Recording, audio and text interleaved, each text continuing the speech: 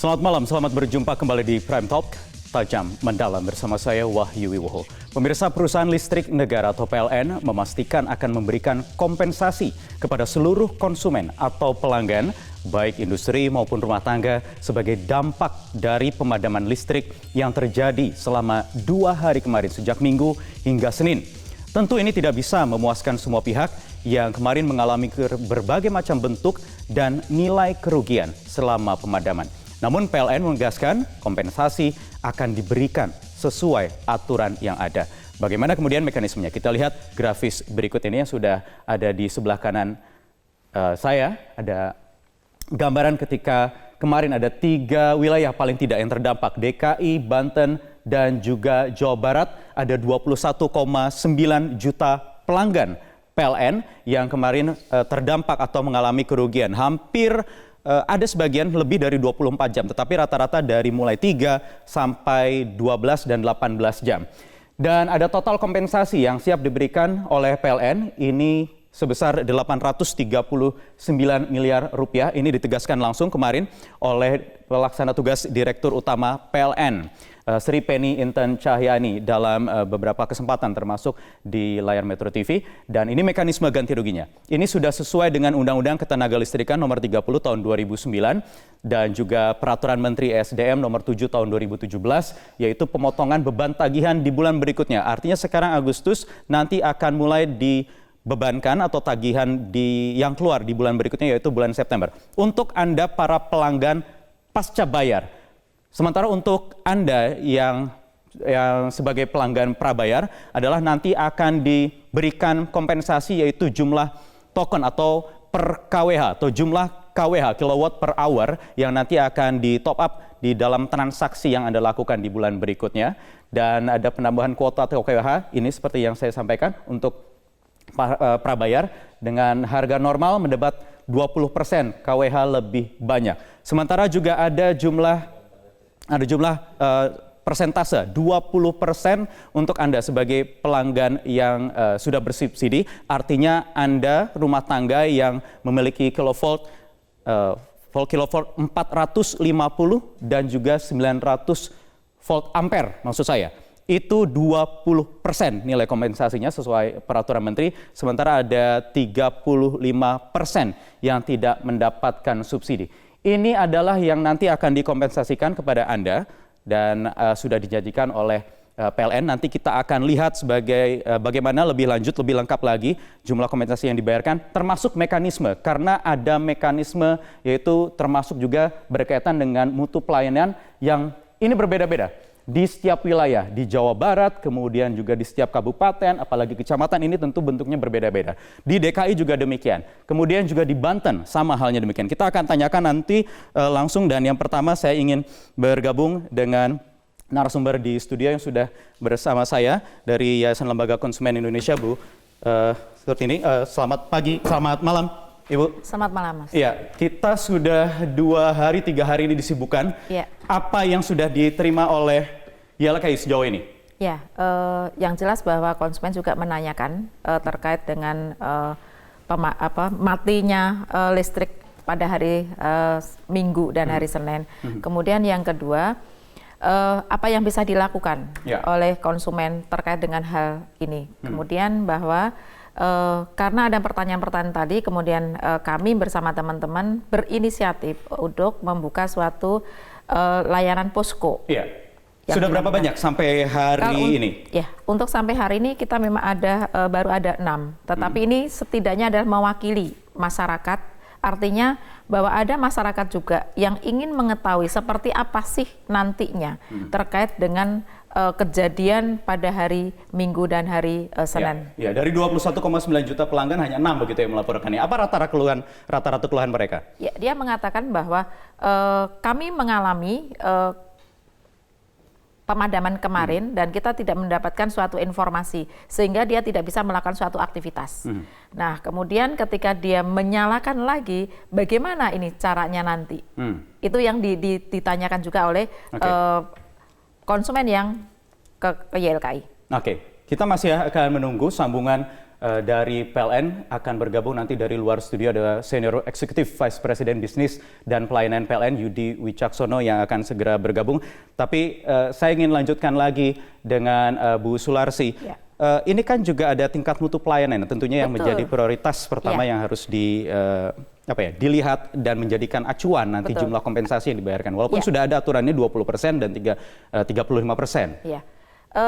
Tingkat mutu pelayanan atau TMP sebenarnya ini kan sudah lama sekali ya. Tahun 2005 YLKI itu sudah mencoba bahwa PLN untuk melakukan ini sebagai cara untuk meningkatkan kualitas layanan kepada masyarakat. Nah, tahun 2017 kemudian keluar peraturan 27 dari peraturan Menteri ESDM. Artinya ini sudah memberikan suatu kekuatan kepada masyarakat. Yang menjadi suatu permasalahan adalah apakah regulasi ini sudah diketahui oleh masyarakat Indonesia sebagai pelanggan daripada PLN. Dasar hukumnya sudah ada. Dasar hukumnya ada. Ini masyarakatnya mengetahui atau tidak karena ada tingkat mutu pelayanan. Nah, masing-masing wilayah itu adalah sangat berbeda-beda dan apakah masyarakat konsumen itu mengetahui tingkat mutu pelayanan PLN di masing-masing daerah tadi. Artinya misalnya bahwa jumlah ini kan tidak boleh melebihi dari 10% yang dia sudah tetapkan, mendeklar misalnya jumlah gangguan, lama gangguannya. Nah, kalau kemarin adalah sebagai lama gangguan dalam artian kondisinya adalah mati lampunya. Apakah artinya angka besaran 20-35% ini belum memenuhi unsur fairness kalau tadi ada tingkat mutu pelayanan yang berbeda-beda ini? Sebelum kita bicara fairness, yang pertama adalah adanya akuntabilitas kepada sisi PLN-nya, menginformasikan nggak bahwa tingkat mutu pelayan di daerah saya sebagai pelanggan PLN misalnya. Artinya ini kan untuk mengetahui, kita juga sebagai konsumen juga memonitor bagaimana kinerjanya nanti ke depannya. Artinya ini kan berlaku untuk semua pelanggannya. Jika terjadi tidak sesuai dengan tingkat mutu pelayanan melebihi dari 10% yang dideklar, berarti kan konsumen itu adalah mendapatkan suatu kompensasi tadi. Nah, idealnya menurut kami bahwa konsumen tidak harus meminta, tetapi yang aktif adalah PT PLN. Dari pantauan YLKI apakah sudah diberikan informasi itu?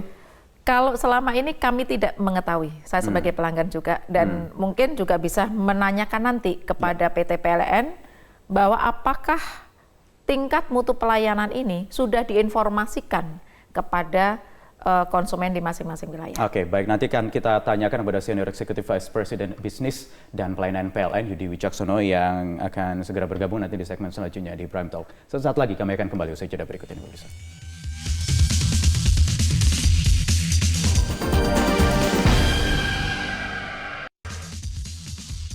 Ya, baik, kembali di Prime Talk. Sudah bergabung juga ada Senior Eksekutif Vice President Bisnis dan Pelayanan PLN Yudi Wicaksono yang bergabung langsung dari luar studio dari kantor PLN. Selamat malam Pak Yudi. Selamat malam Bang Wahyu.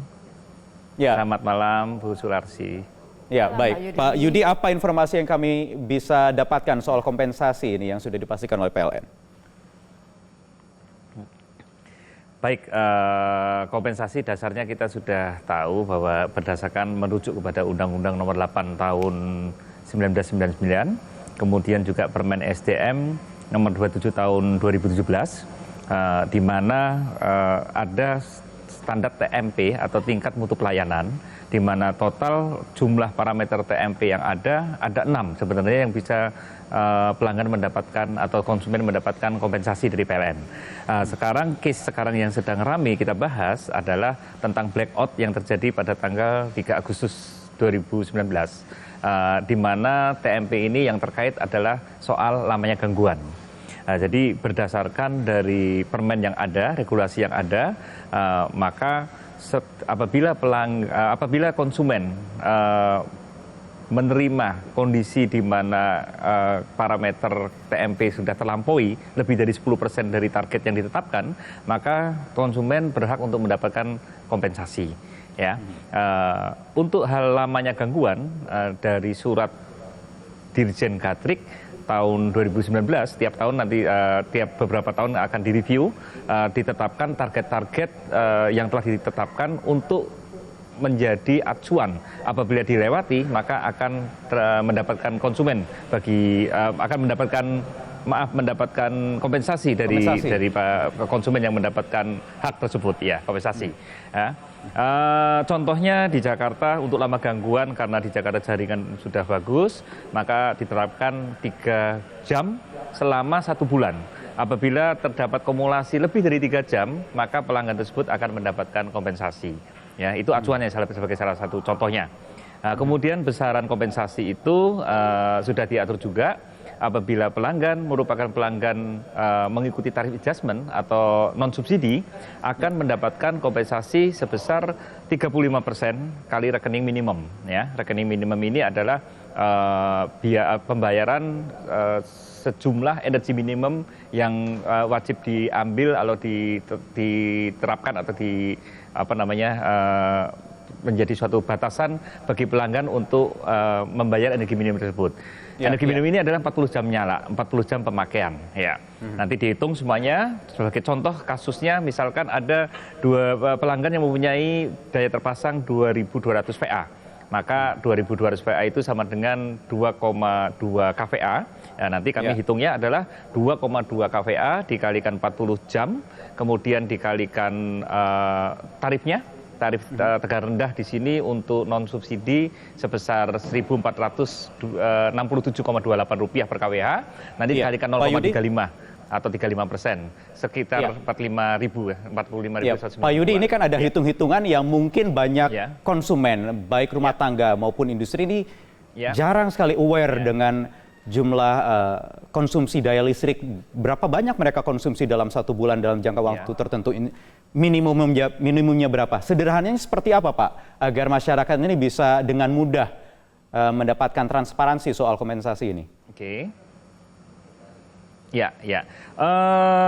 Memang rumusan di sini sudah bisa, sebenarnya bisa kita rumuskan ya untuk pelanggan yang termasuk golongan tarif, contohnya tadi 2.200, maka rekening minimumnya adalah sebesar sekian rupiah, bisa dihitung ya. Pelanggan ini bermacam-macam golongan tarifnya ya. Terhadap kompensasi ini kami menyadari bahwa sosialisasi yang telah kami lakukan mungkin masih belum efektif ya. Terbukti dari banyak pelanggan yang belum mengerti tentang kompensasi ini. Ini menjadi feedback kami akan perbaiki bagaimana menyampaikan bahwa pelanggan mempunyai hak kompensasi dengan cara yang mudah dan dapat dimengerti dengan mudah ya. Nanti bagaimana dengan pelanggan prabayar misalnya, Pak? Karena ini kan agak sulit juga untuk bisa memantau jumlah daya yang selalu mereka konsumsi setiap top up misalnya. Oke, baik. Sebenarnya kita hitungannya adalah terhadap daya terpasang atau sebagai pelanggan PLN dia dayanya berapa. Seperti tadi saya contohkan tadi, kalau pelanggan sebagai pelanggan golongan tarif atau pelanggan mempunyai langganan PLN dengan kapasitas 2.200 PA, pasti akan mendapat kompensasi dengan perhitungan tertentu, di mana energi minimum atau rekening minimumnya itu ada nilai tertentu. Jadi tidak tergantung pada pemakaian pelanggan itu berapa kWh. Sudah tetap bahwa untuk golongan tarif tertentu maka energi minimum atau rekening minimum pun akan tertentu. Jadi sebenarnya mudah, tinggal kami begitu, Pak, ya, jumlahnya menyampaikan pada pelanggan. Iya, betul. Ya. Oke, baik. Kemudian prosedurnya apakah memang konsumen ini perlu melakukan klaim atau secara otomatis nanti langsung akan mendapat kompensasi? Ya, secara otomatis ya. Perlu kami sampaikan, kami setiap bulan ya akan mereview, mengecek semuanya data yang ada terhadap pelanggan-pelanggan yang berhak mendapatkan kompensasi tersebut. Misalkan di bulan Agustus kami akan melihat untuk lamanya gangguan, kami akan lihat bahwa dari tanggal 1 Agustus sampai dengan 31 Agustus, pelanggan-pelanggan mana yang akan mendapatkan kompensasi tersebut. Yaitu jika jumlah jam nyalanya melebihi dari batasan yang ditetapkan. Jika pemadamannya melebihi dari jam nyala, jam yang ditargetkan tidak boleh melebihi dari jam yang ditetapkan. Nanti secara automatically kami akan memasukkan dalam tagihan pelanggan tersebut, nanti akan dikompensasikan, akan dikoreksi sebesar kompensasi tersebut. Jadi automatically. Dan kami selalu melaporkan pelaksanaan TMP ini setiap 3 bulan kepada Dirjen Gatrik dalam pengawasan Dirjen Gatrik. Ya. Baik. Saya ingin jadi, ke tanpa pelanggan melakukan klaim dan sebagainya. Ya. Baik. Dan sebentar Pak Yudi, saya ingin ke Bu Sularsi. Bu Sularsi, ada komentar terkait standar kompensasi yang tadi juga sudah disampaikan oleh Pak Yudi. Ya, memang ini sudah menjadi suatu regulasi. Yang menjadi permasalahan adalah mungkin masyarakat.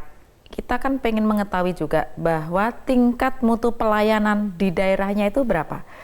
Yang kejadian yang kemarin ya Pak Yudi, bahwa kita kan ada yang 6 jam, kemudian ada beberapa masyarakat yang lain, ini kan berbeda-beda, itu satu. Kemudian yang kedua, sebenarnya tingkat mutu pelayanan terkait dengan pemadam atau blackout yang kemarin, atau lamanya waktu gangguan, itu di daerah-daerah ini berapa sih? Yang ini yang mungkin masyarakat akan tahu, apakah ini kan sama atau tidak.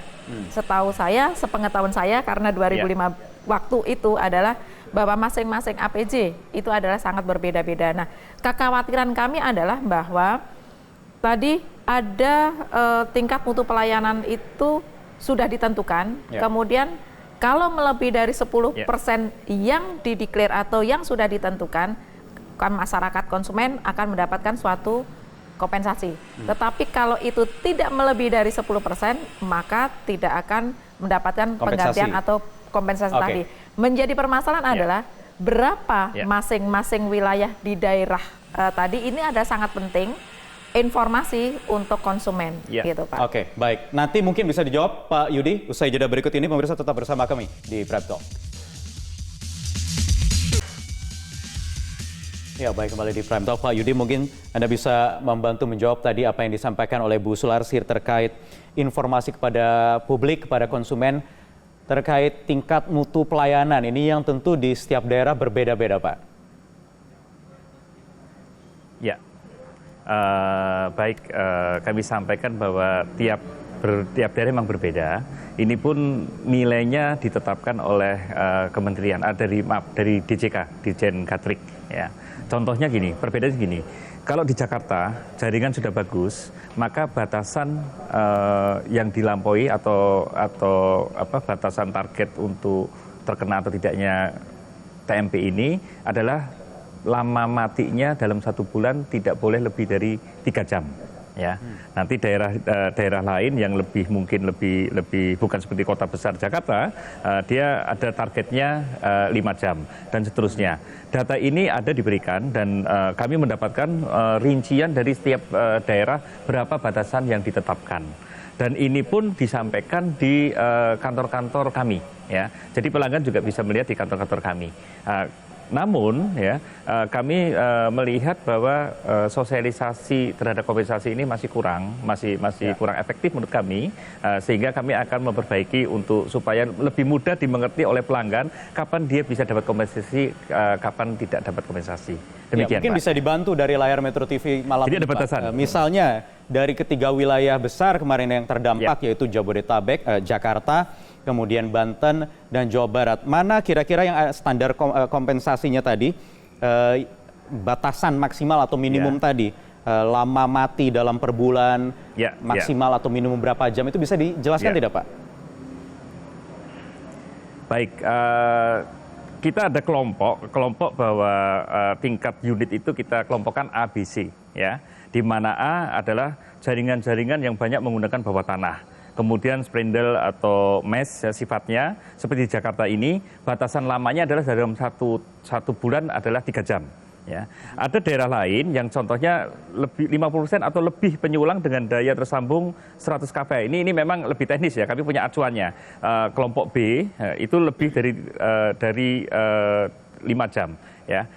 Namun demikian sebenarnya untuk kemarin yang terjadi di Jakarta, Bandung ya, Jawa Barat, Banten itu semuanya sudah melebihi karena batasannya untuk Jakarta tadi 3 jam, untuk Bandung juga 3 jam ya. Ada daerah lain yang masuk kelompok 5 jam dan 7 jam pun ada daerah yang bisa terkena kompensasi. Kami punya tabelnya semuanya ya. Mungkin kalau saya rinci di sini semua mungkin waktunya nggak cukup ya. Tapi intinya kami punya target ya, punya acuan yang ada, dan ini acuan ini pun kami laporkan kepada DJK, Dirjen Gatrik ya. Artinya apa?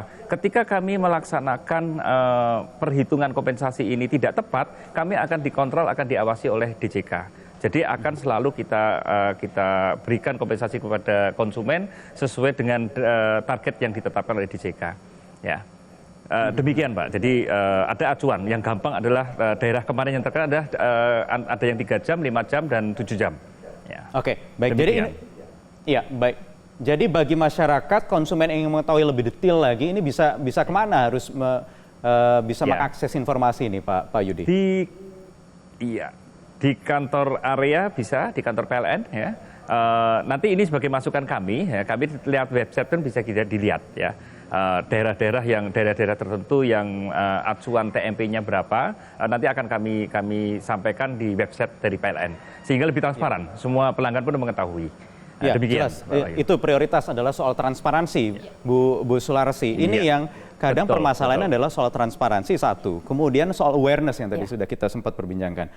Ada lagi soal informasi tadi, sosialisasi yang ditegaskan oleh Pak Yudi ini menjadi catatan dan koreksi untuk PLN agar bisa lebih gencar lagi untuk menyosialisasikan ini kepada masyarakat. Usul kami gini, tidak setiap masyarakat kan kita belum tahu, dan satu bahwa tidak semua masyarakat itu adalah datang ke kantor PLN. Sekarang kan zamannya adalah zaman teknologi. Tadi sudah disampaikan ada mungkin bisa dideklar melalui web, artinya bahwa masyarakat itu punya partisipasi untuk melakukan kontrol juga. Jadi bukan hanya distrik aja yang melakukan suatu kontrol, tetapi masyarakat punya peran serta. Artinya bahwa regulasi ini bukan hanya berlaku untuk di Jakarta, tetapi juga berlaku untuk semua wilayah yang menjadi pelanggan PLN ini. Ini satu. Kemudian yang kedua juga bahwa permasalahan ini kan bukan hanya untuk pemadaman saja, tetapi tadi Pak, ada catat meter yang salah. Itu kan ada tingkat mutu pelayanan atau kualitas, berapa sih kesalahan yang harusnya boleh dilakukan. Nah,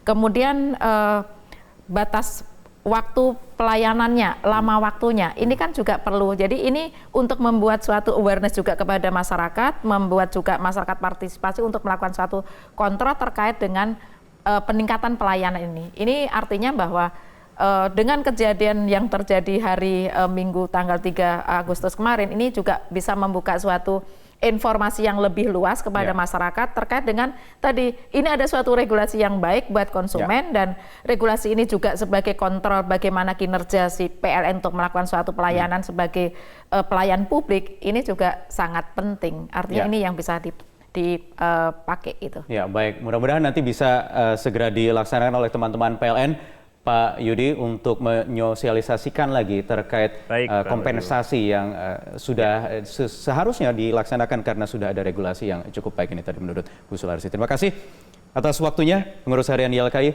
Bu Sularsi. Terima kasih sudah hadir di Prime Talk, dan juga Pak Yudi Wicaksono, Senior Executive Vice President Bisnis dan Pelayanan PLN. Yudi Wicaksono atas waktunya di Metro TV malam ini. Bisa tetap bersama kami akan hadirkan informasi dan juga dialog lainnya nanti usai jeda berikut ini terkait Presiden Joko Widodo yang memberikan arahan kepada para menteri untuk tidak melakukan perombakan pejabat kementerian hingga Oktober 2019 nanti. Ada apa? Sesaat lagi di Prime Talk.